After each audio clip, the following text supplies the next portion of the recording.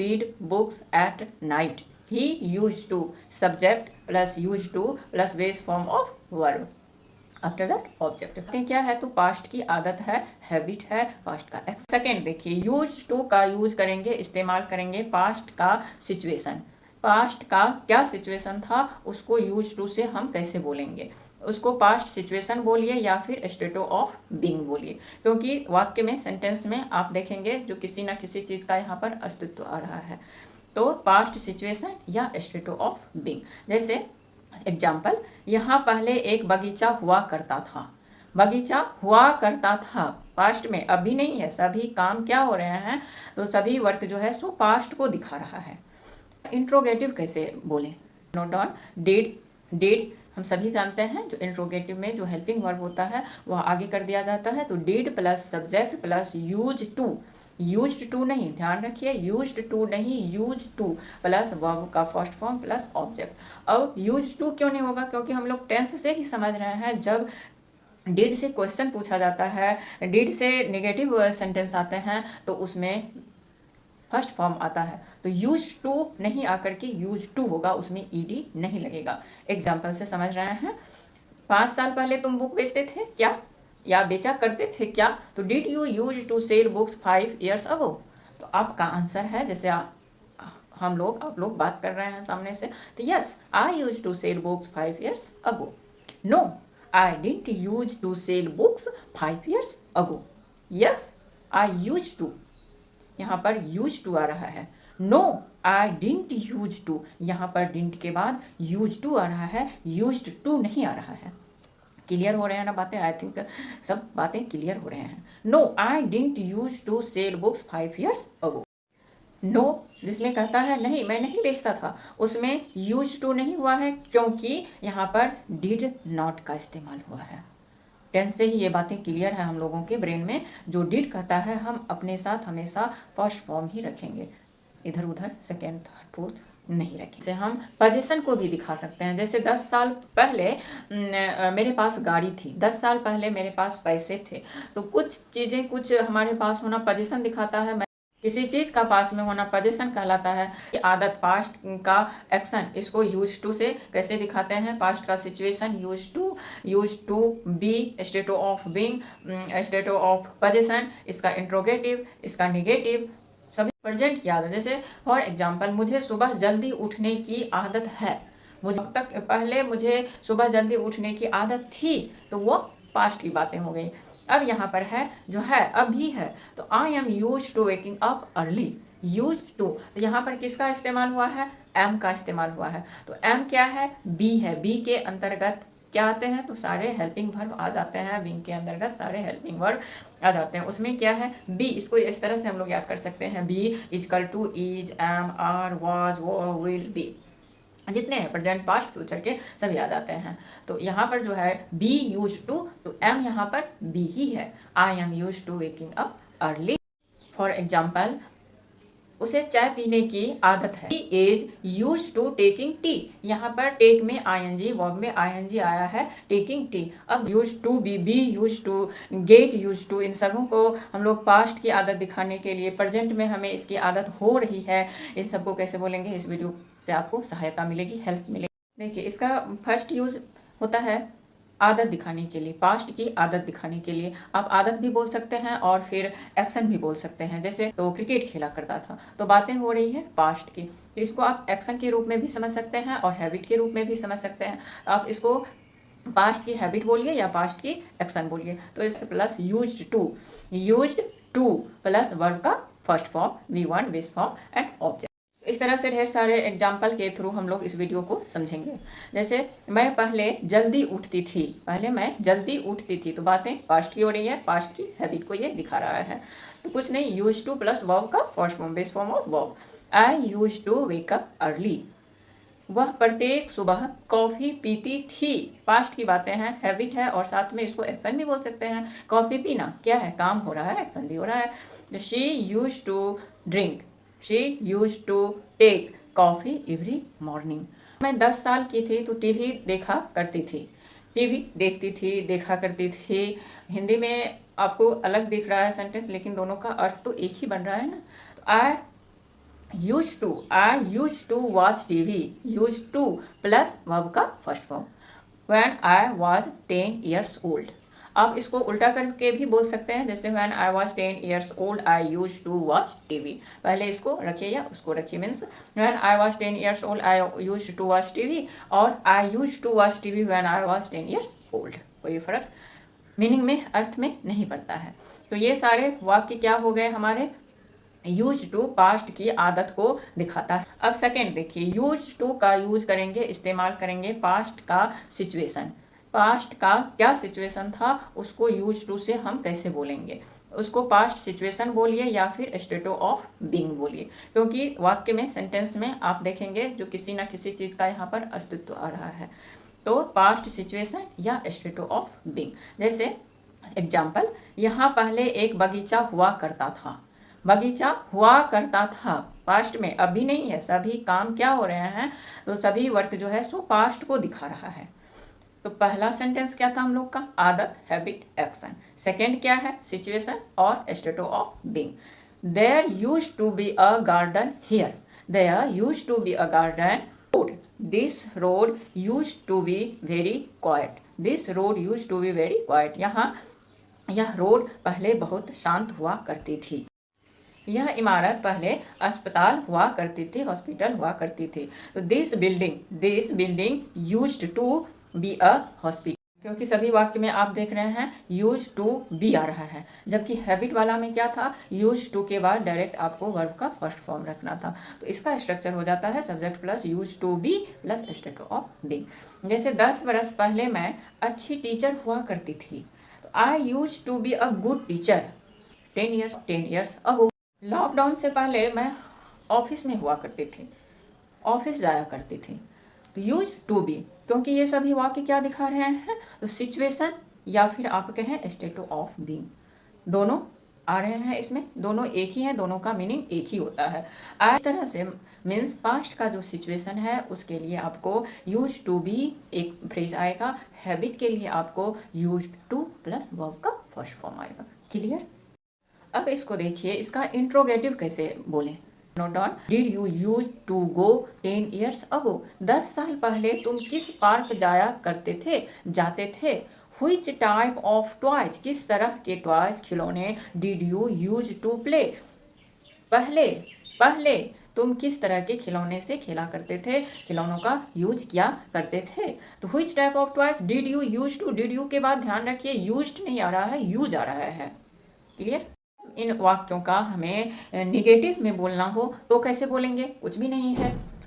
मुझे पहले कॉफ़ी पसंद नहीं थी, I didn't means did not use to like coffee. सभी जगह यही बात, जहाँ पर डिड नॉट का इस्तेमाल हो रहा है वहाँ पर यूज नहीं होगा, यूज होगा। Did not use to live in this city, हम पहले इस शहर में नहीं रहते थे। यह क्या है, यह हैबिट को दिखा रहा है। हमें कॉफ़ी पीने की आदत नहीं थी, हम इस शहर में नहीं रहते थे, हमें यहाँ पर रहने की आदत नहीं थी, और कुछ भी नहीं है। सिर्फ इस सेंटेंस में हमें ये दिमाग में रखना है, जब डिड आता है तो उसके साथ हमें यूज्ड ईडी नहीं लगाना है, यूएसई तक ही रख देना है, और कुछ भी नहीं है। क्लियर। अगर हम ऐसे बोल देते हैं वी डिडंट यूज्ड टू, तो सेंटेंस हमारा गलत हो जाता है, रॉन्ग हो जाता है। तो बहुत छोटी सी बात है, बहुत माइन्यूटली हमें प्रैक्टिस करना होगा। जो डिड जहाँ पर आता है, चाहे उससे क्वेश्चन पूछा जाए या फिर उससे नेगेटिव टाइप की वाक्य हो, तो हमें क्या करना है, यूज का ही इस्तेमाल करना है, यूज्ड का इस्तेमाल नहीं करना है। इस तरह के वाक्य से हम पोजीशन को भी दिखा सकते हैं। जैसे 10 साल पहले मेरे पास गाड़ी थी, 10 साल पहले मेरे पास पैसे थे। तो कुछ चीज़ें, कुछ हमारे पास होना पोजीशन दिखाता है, किसी चीज़ का पास में होना पोजीशन कहलाता है। तो देखिए position, I use to have a lot of money 10 years ago, 10 साल पहले मेरे पास बहुत पैसे हुआ करते थे, मेरे पास कार हुआ करते थे।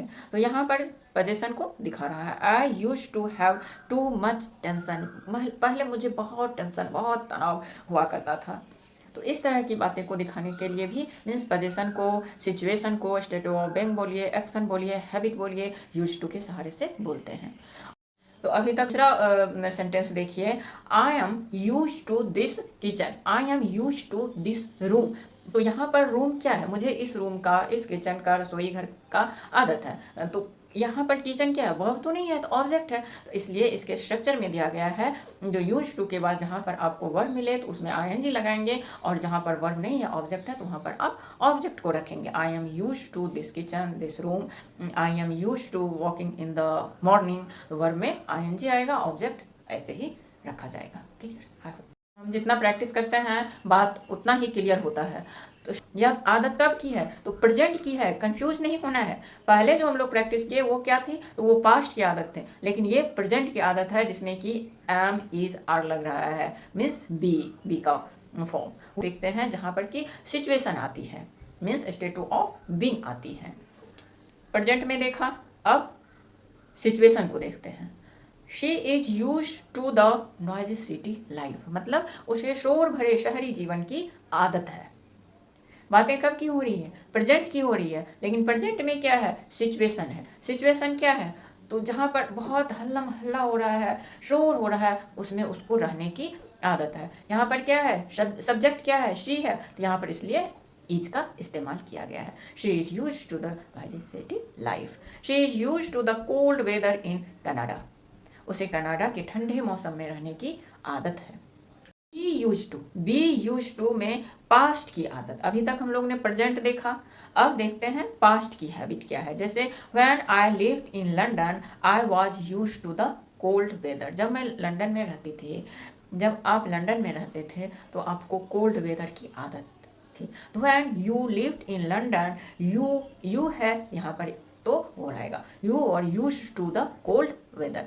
अब इस बात को ध्यान में रखिए, वाज और तो आ रहा है, तो लेकिन यहाँ पर यूज टू नहीं हो करके यूज टू हो रहा है। तो यूज टू कहाँ होता है, जहाँ पर डीड आता है। जैसे मैं पहले भी बताई हूँ, डीड कहता है नहीं, मैं हमेशा अपने साथ जो बेस फॉर्म है मैं उसी को कैरी करूँगा, इधर उधर नहीं चलेगा। वह अपने मैरिज से पहले अकेले यात्रा करती थी, लेकिन अब नहीं करती है। ये क्या है, तो पास्ट की बातें हो रही है। She used to travelling alone before marriage, past की बातें हो रही है, याद रखें। इससे पहले हम लोग क्या किए हैं, तो प्रेजेंट की, जिसमें कि एम इज आर का इस्तेमाल हुआ था। अभी पास्ट की बातें हो रही है जिसमें वॉज और का इस्तेमाल हो रहा है। ये सारे फॉर्म किससे निकला है, तो बी से। बी सभी के क्या है, तो ग्रैंडफादर हैं, और ये सभी उनके बच्चे हैं।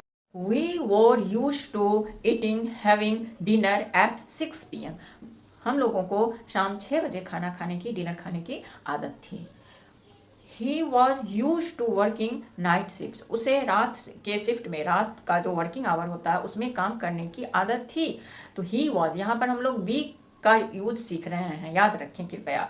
ही was use to working night shift, उसे नाइट शिफ्ट में, रात के शिफ्ट में काम करने की आदत थी। जब प्रेजेंट की बातें होगी तो ऑब्वियसली वहाँ पर एम आ जाएगा, इज आ जाएगा, आर आ जाएगा, वॉज और पास्ट को दिखाता है।